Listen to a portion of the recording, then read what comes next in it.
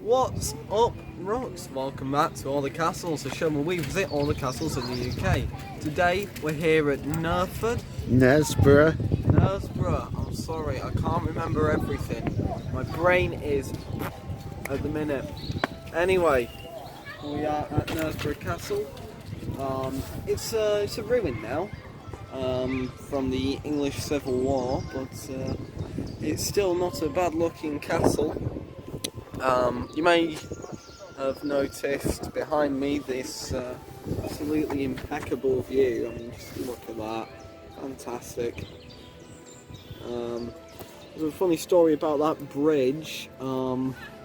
Mother Shipton, who is a prophetess and also a witch, predicted that when this third bridge falls, it will be the end of the world. We're currently on that third bridge, so, say a prayer. Hello. Well, to give you a bit of a history of Knaresborough Castle, it was built around 1100, shortly after the Norman conquest, as the centre of the newly created honour of Knaresborough. The first record of building works is a bit later on at the end of Henry I's reign. And it was owned by the king, but run by royal constables, one of whom was Hugh de Morville, one of the four knights who murdered Thomas Becket, and he actually came back to Knaresborough with his three cohorts to take refuge because he'd heard that Henry II was actually a bit angry with them for doing what he wanted them to do, or at least wanted them to do in the moment. And in the early 13th century, King John took a more personal interest in the castle and used it as a residence for his hunting expeditions and to help him keep control of the north. And I think the remains of this tower is one of the few parts of the castle that date from that time, which is why I'm delivering this bit here, and I'll deliver some more history a bit later on.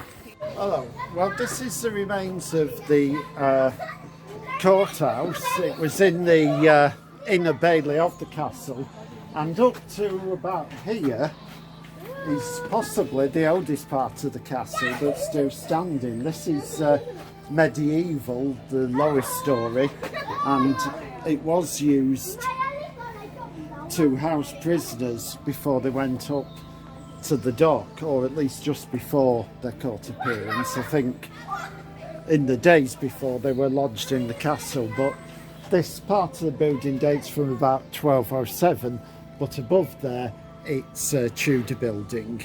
It also houses the town's museum and is well worth an hour or so of your time. Very helpful assistance, and your admission there also takes you into the castle, which we'll now explore.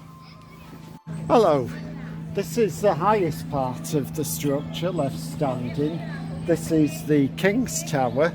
It was originally started by King Edward I and then finished off by his son Edward II, who gave it to his infamous gay favourite Piers Gaveston, who's not a man who's got a great historical reputation, but Gaveston held it until he was overthrown, and then in a more peaceable turn of events, the castle was the favourite summer residence of Edward III's wife, Queen Philippa, and she raised most of the royal children here, and one of them was his third son, I think. Yeah, the third son, John of Gaunt, eventually swapped his castle at Richmond for this one so he could come back to live here.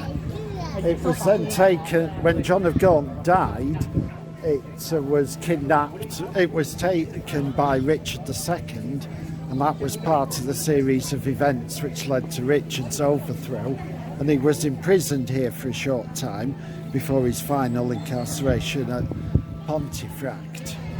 And so the castle then remained in the hands of the Lancasters, who eventually took over the throne, and it's been part of the Duchy of Lancaster ever since. Hello, I'm currently inside the King's Tower, and as you can see, I have been sentenced for my petty crimes. I have been put in a stock, and I've been forced to tell you about the very nice barrel ceilings up above. Please have mercy on me. Yeah. So, yeah. Mr. Gaveston had a rather nice residence here. This was at the time when castles were becoming a bit more ornate. They weren't just used for military purposes. As always in this series, we bring you views of the toilet. This is the garderobe. It's quite a large room actually, to say it's just basically a toilet, and we've got a resident up there who still is using it as a bit of a toilet. Well, let's get out of here before I fly with my damn head again. On to your head. Well, this little room was originally the buttery for the King's Tower, but in later years it was used as the prison.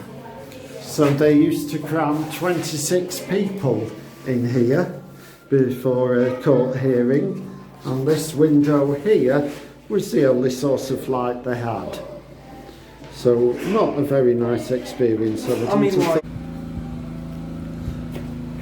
Okay, well, we're now on the first floor of the King's Tower, and you can see this raised stone dais at the far end, which was where the king would have sat at a higher level to the rest of the people.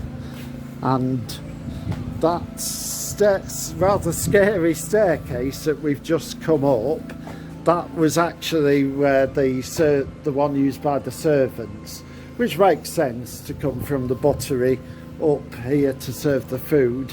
The actual king used a wider staircase which set off somewhere around here, but it's gone now. But the only access now is through the windy and slightly damp staircase. Right. And you can see the remains of a doorway there for the upper story. I don't suppose that opens onto anything now, but it's still there. You can see still flying the flag as befits a royal residence.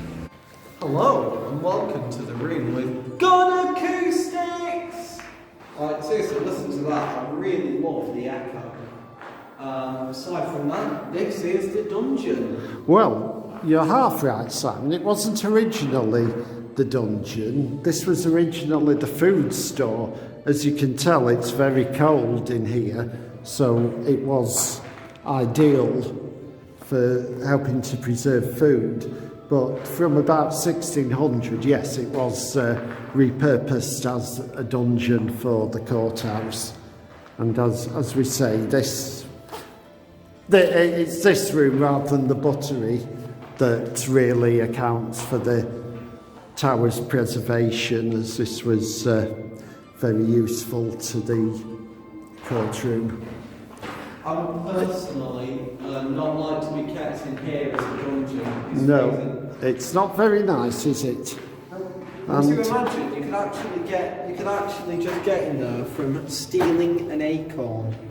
Yeah, and there are bits of graffiti on the walls. These are thought to be medieval in nature. You can see the arrowhead that's been painted here. Apparently there's a frog somewhere, but I haven't spotted him. Hey, so these may not be frogs, but I think they're more interesting. Here's a little man. And you've got what appears to be a knife there, some sort of arch, and then whatever that is. These all do actually genuinely look incredibly old, so I think these are authentic and medieval. If you turn around, you can see more on the walls here and more arrowheads. What do you think this is, Simon? I think Is that a shield? That's possibly a king with a crown? it's possible. It certainly is possible. Yeah. So yeah, good thing that I And spotted what about that. these arrowheads? Yeah, these are much more pronounced than the ones lower down. Yeah. At this point, we're standing in the dry ditch just outside the Outer Bailey, and you can see that path is running through the ditch, and these two towers are the most imposing bits of the old gatehouses at the left. This is what's known as the East Gate.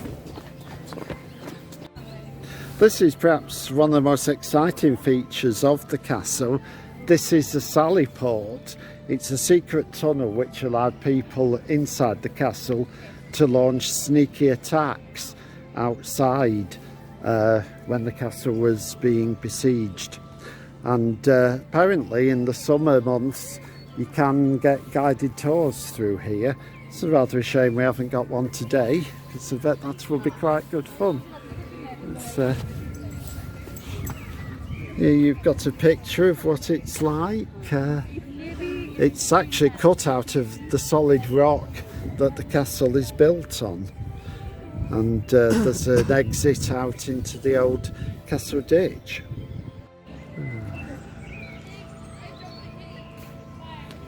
Well, if you enjoyed this video, please like, and actually we'd also appreciate it if you'd give us a subscribe as well. It's been a pretty good one to film. I've rather enjoyed this, and well, I think we should leave you on this absolutely cracking view. Come on, look at that. How could you not love that? For those interested, the river we can see is the River Nid.